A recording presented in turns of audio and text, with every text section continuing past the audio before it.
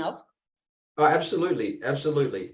I mean, every leader doesn't want to have to make every single decision in the company. They just want to have to make the most important decisions. So they need to empower other people to make those more micro decisions that they're responsible for in their area of domain. And because there's a lot of burden and a lot of pressure and a lot of stress that comes with being a CEO or a leader of an organization. And you don't want to bear the pressure and accountability of all that stress. You want to diffuse that by giving that responsibility to other people. And that will actually lighten your load as a leader. It'll empower people to want to grow as leaders themselves. And it'll literally lift you up the ranks. You know, there's an analogy that we give when we talk with our CEO clients is like, you know, if you want to rise up the ranks, then you have to like help others rise up the ranks. So there's an example of an award-winning corn grower. So this corn grower, every year he would win the prize for the best corn. And finally they interviewed him. They said, how come you win every year? Why do you win every year?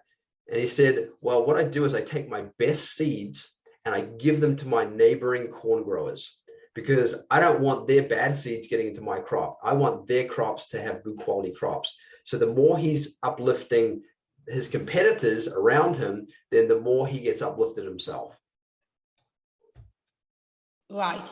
Now, I love the fact that you introduce protection in your business strategy, your coaching program, right? That's very important now. We wrote the book about it. Sure. The science of protection. Our leaders gain an unfair advantage to create stellar success. Incredible. Right. So how can the book be accessed? I believe that's you're an author of the book. How can we get the book? So the book's available on Amazon.com or Amazon in any country pretty much around the world. You can also go to scienceofprotection.org. You can get the ebook there. We also have a leadership protection toolkit there. We give some few extra tools for leaders to really assess, you know, their ability to protect themselves and their team and their company. And there's also a protection quotient. We call it a PQ assessment, protection quotient. So you can know your PQ score. If you go to newmavericks.com, then you'll see on the website there's a link to do that assessment on yourself. Right.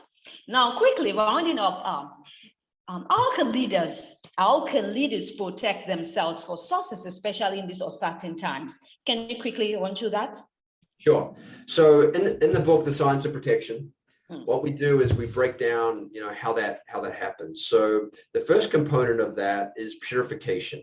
So we all accumulate stresses and bad impressions or have vices like greed, anger, lust, vanity, jealousy, you know, all these things that can really undermine ourselves, right?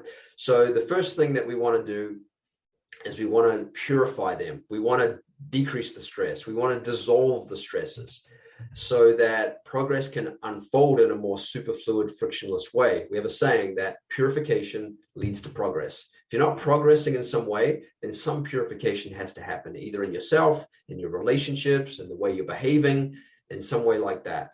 So it's being able to purify that so that you are able to then be, in the next component of the science of protection is coherent. You can have this coherence. Your brain is more orderly. You have this global alpha functioning in your brain. Your whole brain is waking up to see all the possibilities. And in that state, you're able to unify things. You're able to connect the dots. They found that managers with a lot more connectivity in their brain functioning, they're able to connect the dots and function at a higher level than leaders that don't have that sort of connectivity in their brain. So that's the second aspect. The third aspect is being in that leadership state. And being in that leadership state is we are able to recognize and be awake and alert to what is truthful, what is good for the whole. And then based on being in that state of awareness, you're able to see the potential threats or dangers and avert them before they do damage. And you're able to see those great positive opportunities and possibilities as they arise. So in this leadership state, then this evolves into having more capacity. You know, we all have a capacity to handle certain things, and the more breadth and depth of our capacity to do things, to see things, then the more we're able to handle any situation we're in, whether it's a great problem or whether it's a great opportunity that we're dealing with. We have to have the capacity to handle it. So I can give you the analogy of capacity. So Omobola, if I take a teaspoon of salt and I put it into a glass of water, are you going to taste that salt in that water?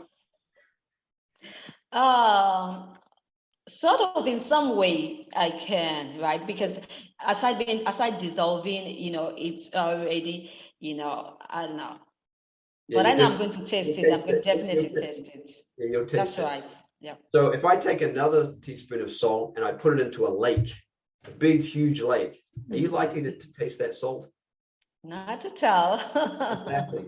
So the more capacity, the more expanded our capacity is, then the less we're affected by things, the more we're able to be in our good mindset and our positive mindset and not be affected by all the pressures and the stresses, the negativity that can be going on, or the pandemic.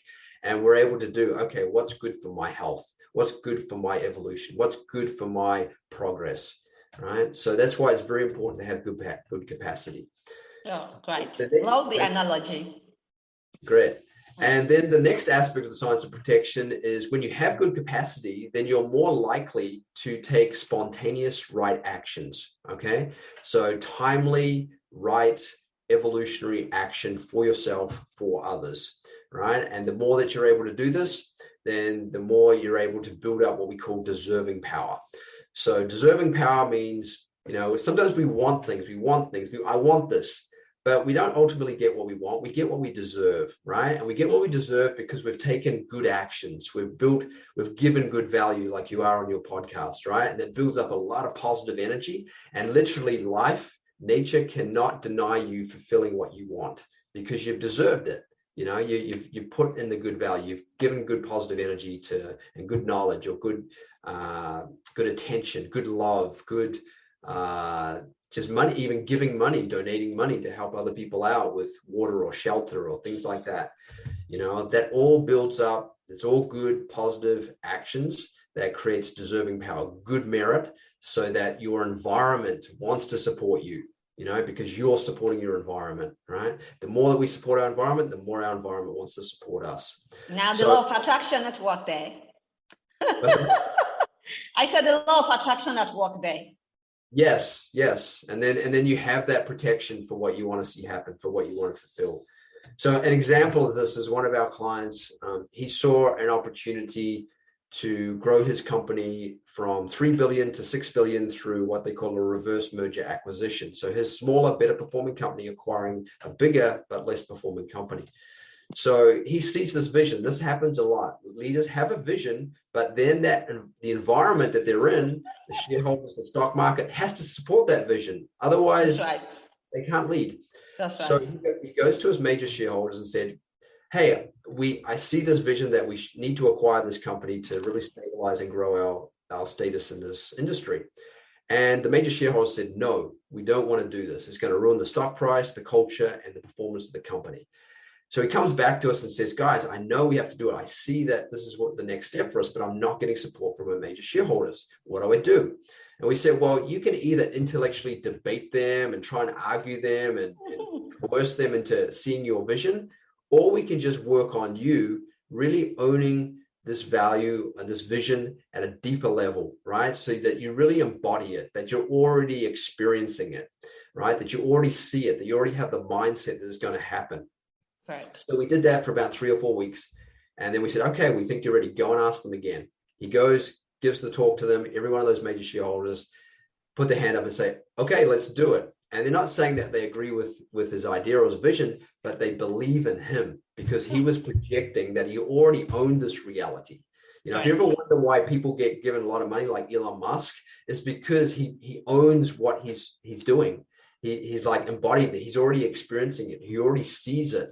And then he's able to convey it to others so that they see it also and they buy into it and they want to support it. So that was the first obstacle he overcome, getting the shareholders to support the vision. The next thing was making the deal work, long hours, tight timeframes, many multiple no-go scenarios, many possibilities for stress that's not going to happen. But despite all that, he felt very calm, he felt very relaxed, and he felt like he was the eye of the storm. There's a lot of details going on in those sort of big merger acquisitions. And at the end of the day, the deal fell into place. And the deal fell into place because he just owned it. He saw it, he owned it, and then the environment just started supporting it. That's incredible. That's very important. Yes. Thank you so much, Raamon Newman, for your incredible insight, especially on the topic of discussion, talking about leadership, mindset, and talking about mental capacity. That's very important for such time as this. Do you have any project you're working on? Sorry, what was that? Do you have any projects you're working on or in the pipeline?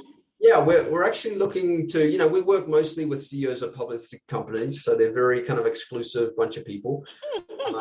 They're running multi-billion dollar companies, and we want to take all that wisdom that we've accumulated over the last 20 years, and we want to put it into an app, right? And so, because everybody needs to be their own leader. Everybody needs to step into a leadership state for themselves. Right? Because a lot of the world can get into this drift of just following others, right? And following others, you don't know where they're going to lead you, right? So you need to develop your own leadership intelligence, your own leadership brain, so that you can think for yourself. You can really make decisions, empowering decisions for yourself that are most evolutionary for yourself, rather than relying on what you hear in the media or what you hear from other people. You have to do what's best for you. So strengthening that is very important. So this app will be designed to help people develop that leadership mindset. Oh, great. That's a big project. I wish you best of luck in that. Thank you so much. Thank you. All right. So can we have your social media handles and your website to connect thereafter? Yeah, newmavericks.com is our website. And then I'm on LinkedIn and also Instagram and Facebook, just under my name, Raamon Newman, spelled R-A-A, 2 A's, M-O-N, and then last name Newman, N-E-W-M-A-N. Great. Thank you so much once again, Raamon Newman, for coming to the show. Really had an incredible time listening to your expertise on the subject of discussion today. I can only wish you the best in all your future endeavors, right? Thanks so much, Omobola, and fantastic what you're doing, and enlivening great mindset and leadership and self-improvement for everybody. Love what you're doing. Right. Great. I'm humbled by your kind words. Raamon, thank you once again for your time. It's been a great time having Raamon Newman on the show today. Now, if you want to catch up with any of my Meet episodes, go online and search for Omobola Stephen on any podcast distribution platforms you come across, and do have a worthwhile time, right? Till I come your way, stay safe. Bye for now. Ladies and gentlemen, you are listening to Life Well Lived by Omobola Stephen. It's an engaging and enlightening talk show on life, relationships, and the business of life. Grab a cup of juice and just chill. Life Well Lived by Omobola Stephen. Live life. Live fully.